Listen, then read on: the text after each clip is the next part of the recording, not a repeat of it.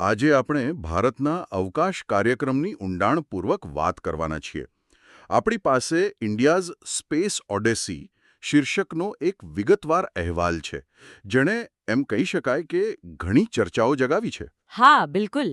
આ અહેવાલ ખરેખર રસપ્રદ છે, કારણ કે એ એક સિક્કાની બે બાજુઓ જેવો છે. એક તરફ ગગનયાન, ભારતનું પોતાનું સ્પેસ સ્ટેશન, આ બધું કોઈ હોલિવૂડ ફિલ્મની સ્ક્રિપ્ટ જેવું લાગે છે. પણ આ જ અહેવાલનો બીજો ભાગ આપણને એ ફિલ્મનો ટ્વિસ્ટ બતાવે છે, જ્યાં બધું એટલું સરળ નથી. તો ચાલો આખી વાર્તાને સમજીએ. બિલકુલ. અને આ માત્ર રોકેટ અને સેટેલાઇટની વાત નથી. આ સીધું રાષ્ટ્રીય સુરક્ષા, આર્થિક ભવિષ્ય અને દુનિયામાં ભારતના સ્થાન સાથે જોડાયેલું છે. આ અહેવાલ એ જ દર્શાવે છે કે આપણી પાસે અપાર ક્ષમતા છે, પણ સામે એટલા જ મોટા અવરોધો પણ ઊભા છે. તો ચાલો શરૂઆત એ હોલિવૂડ ફિલ્મવાળા ભાગથી જ કરીએ. સૌથી ઉત્સાહજનક પ્રોજેક્ટ ગગનયાન, એટલે કે ભારતનું માનવ અવકાશ મિશન. એ ક્યાં પહોંચ્યું છે? ગગનયાન કાર્યક્રમ અત્યારે ખૂબ જ નિર્ણાયક તબક્કામાં છે. ઇસરો હાલમાં G1 મિશનની તૈયારી કરી રહ્યો છે. જીવન? હા, G1 એ એક માનવરહિત પરીક્ષણ ઉડાન હશે. એમાં કોઈ માણસ નહીં હોય, પણ વ્યોમમિત્રા નામનો એક હ્યુમનોઇડ રોબોટ મોકલવામાં આવશે. વ્યોમમિત્રા એટલે કે એક રોબોટ જે માણસની જેમ વર્તન કરશે. આ તો રસપ્રદ છે. એ ત્યાં જઈને શું કરશે? એ જ તો આ મિશનનું મુખ્ય હેતુ છે. વ્યોમમિત્રા કેબિનની અંદરનું તાપમાન, દબાણ અને ઓક્સિજન લેવલ જેવી બાબતો પર નજર રાખશે. અચ્છા. એ સ્વિચ પેનલ ઓપરેટ કરવા જેવા કામો પણ કરશે. મૂળભૂત રીતે માણસોને મોકલતા પહેલા આ રોબોટ દ્વારા બધી જ જીવન સહાયક પ્રણાલીઓ અને સુરક્ષા સિસ્ટમ્સને વાસ્તવિક પરિસ્થિતિમાં ચકાસવામાં આવશે. બરાબર. બધું બરાબર રહ્યું તો 4 ભારતીય અવકાશયાત્રીઓ સાથેની પ્રથમ ઉડાન 2027 માટે લક્ષ્યાંકિત છે. સમજાયું. એટલે કે આ માત્ર લોકોને અવકાશમાં મોકલવાની રેસ નથી, પણ ટેકનોલોજીને સંપૂર્ણપણે સુરક્ષિત અને ભરોસાપાત્ર બનાવવાની કવાયત છે. બિલકુલ. પણ આટલા મોટા સપનાઓને ધરતી પરથી અવકાશમાં મોકલવા માટે એક ભરોસાપાત્ર ટ્રાન્સપોર્ટ સિસ્ટમ તો જોઈએ ને. આપણા લોન્ચ વ્હીકલ એટલે કે રોકેટ આ મામલે ક્યાં ઊભા છે? તમે બિલકુલ સાચા મુદ્દા પર આવ્યા છો. આ જ કારણ છે કે અહેવાલમાં નેક્સ્ટ જનરેશન લોન્ચ વ્હીકલ એટલે કે NGLV પર ખૂબ ભાર મૂકવામાં આવ્યો છે. આ એક એમ કહી શકાય કે ક્રાંતિકારી પગલું છે. NGLV એ અત્યારના રોકેટ કરતાં કેવી રીતે અલગ છે? 2 મુખ્ય રીતે. પહેલું, તે ફરીથી વાપરી શકાય તેવું, એટલે કે રીયુઝેબલ હશે. સ્પેસએક્સના ફાલ્કન 9 રોકેટની જેમ? હા, બરાબર એ જ રીતે. આનાથી દરેક લોન્ચનો ખર્ચ ઘણો ઓછો થઈ જશે. અને બીજું, તેની પેલોડ ક્ષમતા અંશમ વધારે હશે. આપણે લગભગ 30 ટન વજનને નીચી પૃથ્વી ભ્રમણ કક્ષામાં મોકલવાની વાત કરી રહ્યા છીએ. 30 ટન? એ તો બહુ મોટો આંકડો છે. આટલી ક્ષમતાની જરૂર કેમ છે? કારણ કે ભવિષ્યના મિશન ખૂબ મોટા છે.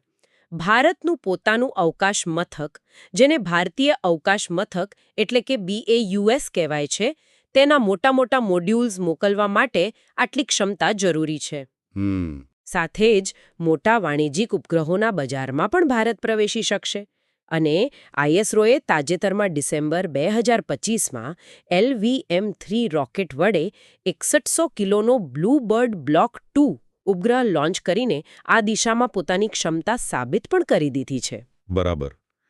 અને આ વ્યાપારી બજારની વાત નીકળી છે તો ખાનગી ક્ષેત્રની ભૂમિકા પણ વધી રહી છે. અહેવાલમાં એક આંકડો છે કે ભારતનું અવકાશ અર્થતંત્ર 2033 સુધીમાં $8.4 અબજ વધીને $44 અબજ થઈ શકે છે. આટલો મોટો ઉછાળો કેવી રીતે શક્ય બનશે? આ ઉછાળા પાછળ છેલ્લા કેટલાક વર્ષોના નીતિગત સુધારા મુખ્ય કારણ છે.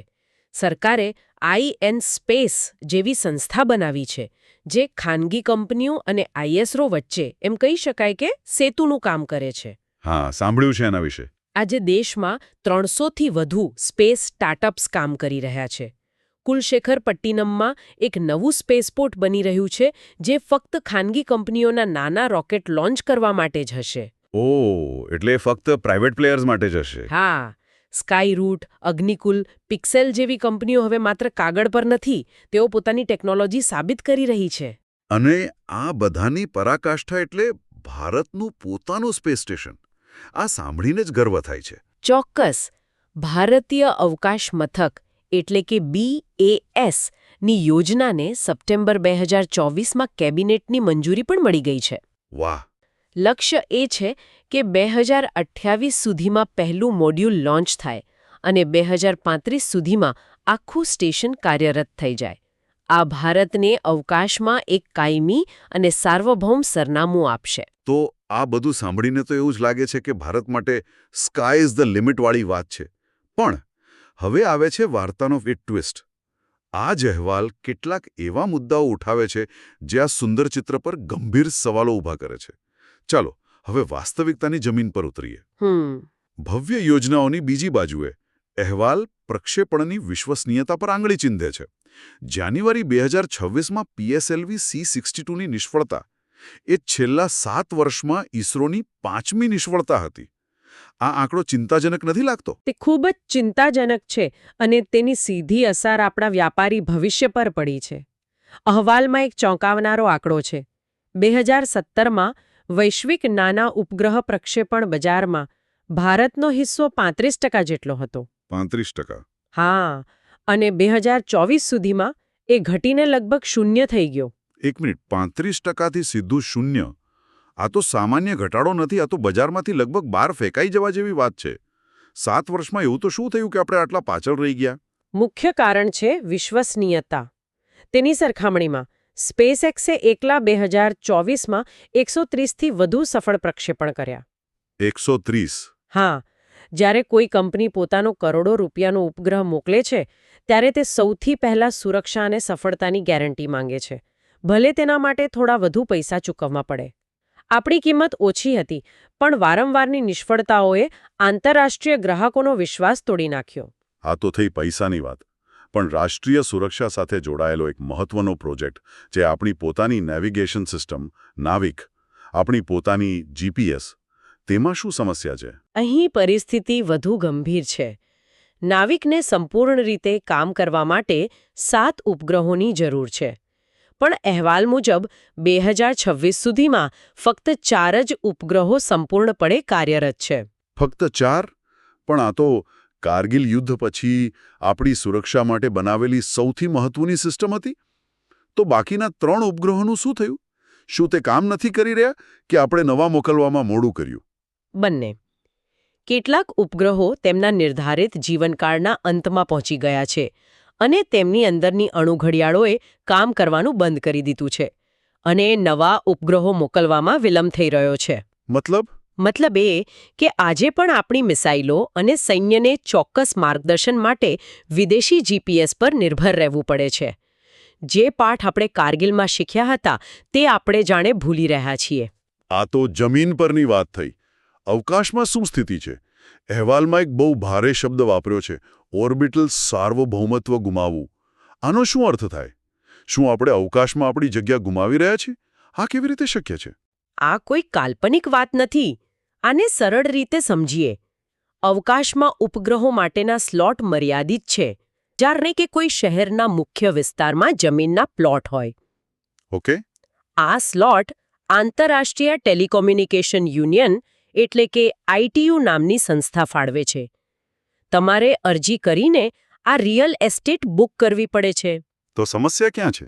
સમસ્યા એ છે કે અમેરિકા અને ચીન જેવી મહાસત્તાઓ આક્રમક રીતે હજારો સ્લોટ માટે અરજી કરીને ભવિષ્ય માટે બુક કરી રહી છે, જ્યારે ભારતની અરજીઓ ખૂબ ઓછી અને ધીમી છે.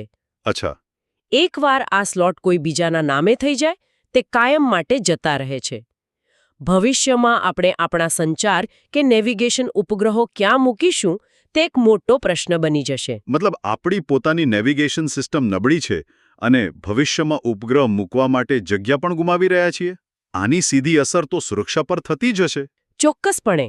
ભારતની ડિફેન્સ સ્પેસ એજન્સી 2019માં બની, પણ તેની પાસે હજુ સંપૂર્ણ ઓપરેશનલ સત્તા નથી.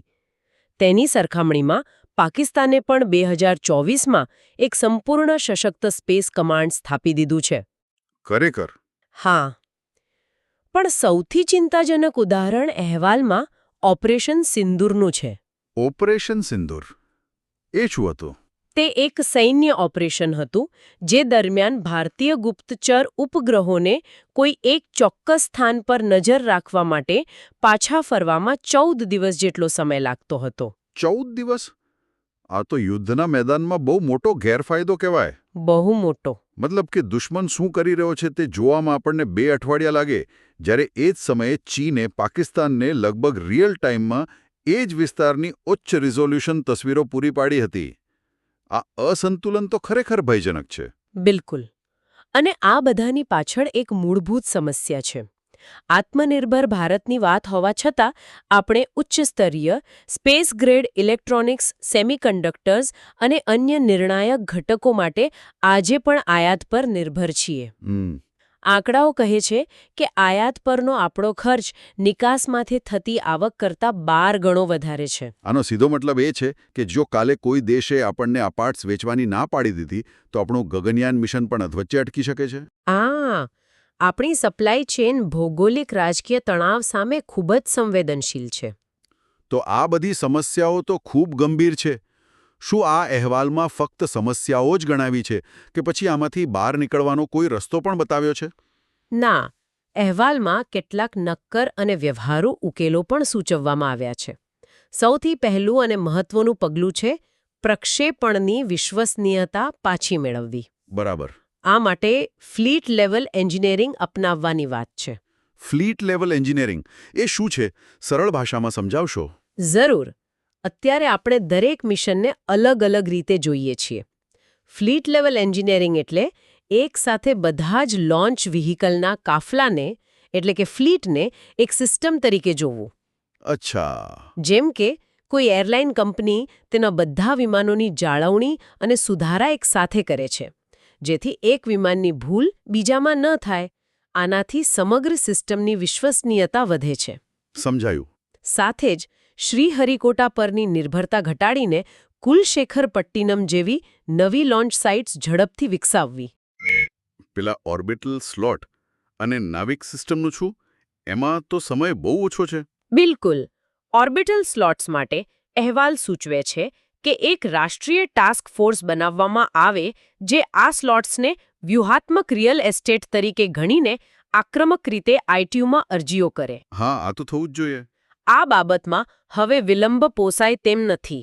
નાવિક માટે તાત્કાલિક ધોરણે નવા ઉપગ્રહો લોન્ચ કરવા અને નાવિક 2.0 મિશન હેઠળ ખાતરી કરવી કે ભ્રમણકક્ષામાં હંમેશા 7 કરતાં વધુ ઉપગ્રહો કાર્યરત હોય. સ્પેર તરીકે પણ કેટલાક હોય? હા, જેમાં કેટલાક સ્પેર તરીકે પણ હોય. અને લશ્કરી ક્ષેત્રમાં જે અંતર દેખાઈ રહ્યું છે તેના માટે શું સૂચન છે? એક સંપૂર્ણ સશક્ત સ્પેસ કમાન્ડની સ્થાપના કરવી, જેની પાસે પોતાનું બજેટ અને ઓપરેશનલ નિર્ણયો લેવાની સ્પષ્ટ સત્તા હોય. તે માત્ર કાગળ પરની સંસ્થા ન હોવી જોઈએ. બરાબર. અને વિદેશી ડેટા પરની નિર્ભરતા ઘટાડવા માટે સ્વદેશી ગુપ્તચર અને દેખરેખ ઉપગ્રહોનું એક મજબૂત નેટવર્ક બનાવવું પડશે. આ બધા મોટા ફેરફારો છે અને તેના માટે ઘણા સંસાધનોની જરૂર પડશે. ખાનગી ક્ષેત્રને આમાં કેવી રીતે જોડી શકાય? શું સરકાર બધું પોતાના ખર્ચે કરશે? અહીં અહેવાલ એક ખૂબ જ અસ્પ્રદ મોડેલ સૂચવે છે. એન્કર પ્રાપ્તિ મોડેલ. એન્કર પ્રાપ્તિ મોડેલ એટલે? આનો અર્થ એ છે કે સરકાર ખાનગી કંપનીઓ માટે એન્કર ગ્રાહક બને છે. સરકાર લાંબા ગાળાની સેવાઓ ખરીદવાની પ્રતિબદ્ધતા આપે છે. એટલે આ તો એવું થયું કે સરકાર કહે, તમે એક મોટી રેસ્ટોરન્ટ ખોલો, અમે ગેરંટી આપીએ છીએ કે આગામી 5 વર્ષ સુધી રોજની 1000 થાળીનો ઓર્ડર અમારી તરફથી આવશે. આનાથી તો કોઈ પણ રોકાણકારને હિંમત મળી જાય? બરાબર એ જ. સરકાર કહી શકે છે કે અમને આગામી 10 વર્ષ માટે આટલા સેટેલાઇટ ડેટાની જરૂર પડશે. તમે બનાવો અને અમને વેચો. આ ગેરંટીથી ખાનગી કંપનીઓનું જોખમ ઓછું થાય છે. તેમને બેંકમાંથી લોન અને રોકાણ મેળવવામાં સરળતા રહે છે. આ રીતે દેશની વ્યૂહાત્મક જરૂરિયાતો પણ પૂરી થાય અને એક મજબૂત વ્યાપારી ઇકોસિસ્ટમ પણ બને. તો સ્પષ્ટ છે કે ભારતનો અવકાશ કાર્યક્રમ એક નિર્ણાયક તબક્કા પર છે. એક તરફ વિશ્વસ્તરીય પ્રતિભા અને ગગનયાન જેવી હિંમતવાન દૃષ્ટિ છે, તો બીજી તરફ વિશ્વસનીયતા અને વ્યૂહાત્મક અમલીકરણ જેવા મુદ્દાઓ તેને પાછળ ખેંચી રહ્યા છે. બિલકુલ. દ્રષ્ટિ અને વ્યૂહરચના કાગળ પર ખૂબ સારી છે, પણ હવે સફળતાનો આધાર માત્ર અમલીકરણની શિસ્ત અને સમયસર નિર્ણયો લેવાની ક્ષમતા પર રહેશે. આગામી દાયકો એ નક્કી કરશે કે આપણે માત્ર અમુક મિશનમાં સફળ થનારો દેશ બની રહીએ છીએ કે પછી એક મજબૂત અને સ્થિતિસ્થાપક અવકાશ શક્તિ તરીકે ઉભરી આવીએ છીએ. આ સમગ્ર ચર્ચા એક બહુ મોટો પ્રશ્ન ઊભો કરે છે. આપણે ઓર્બિટલ સ્લોટ એટલે કે અવકાશની રિયલ એસ્ટેટની વાત કરી. જેમ જેમ અવકાશ વધુ ભીડવાળો અને વ્યાપારી બનતો જશે ત્યારે શું ભવિષ્યના સંઘર્ષો માત્ર જમીન કે સમુદ્ર પર જ નહીં પરંતુ પૃથ્વીની ભ્રમણકક્ષામાં પોતાનું કાયમી સરનામું સુરક્ષિત કરવા માટે પણ લડાશે? અને જો આકાશમાં તમારો પોતાનો હિસ્સો જ ન હોય તો 21મી સદીમાં સાર્વભૌમ રાષ્ટ્ર હોવાનો અર્થ શું રહી જશે?